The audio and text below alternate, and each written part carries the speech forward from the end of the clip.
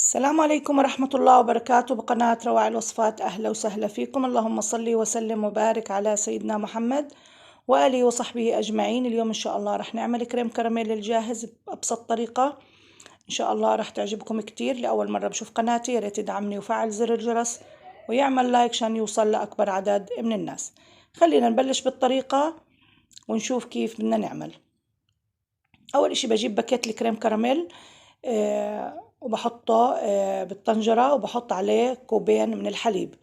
الكيس بياخد نص لتر من الحليب أو كوبين معياريين أو كاستين عصير الموجود عندك. إذا ما عندك كوب معياري بتحطي كاسات من كاسات العصير، كاستين من الحليب، وبتحركيهم منيح وبعدين بترفعيهم على النار. بضلك تحركي فيهم، أول شي بنحركهم على البارد بعدين بنحطهم على الغاز.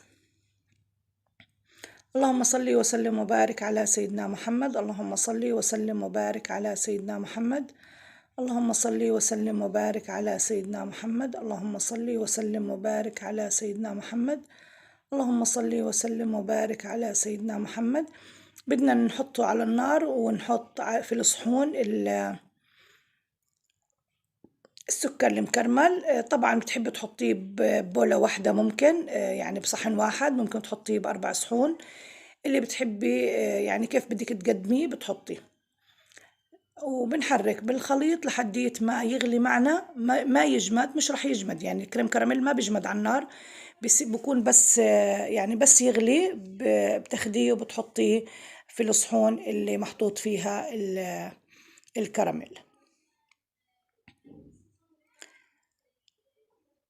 بنديرهم وبنخليهم شوي برا التلاجة لحديت ما يبرد الخليط. بعدين بنفوتهم بالتلاجة تقريبا 3-4 ساعات، وبعدين بنقدمهم بصحة وهنا إن شاء الله. طريقة سهلة وبسيطة وكتير كتير طيب. إن شاء الله بيعجبكم.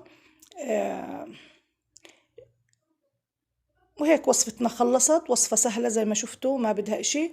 خليته بالتلاجة تقريبا 4 ساعات، بعدين طلعته وقلبته زي ما انتوا شايفين. كتير كتير طيب وكتير طعمه زاكي. إن شاء الله بتجربوه بيعجبكم.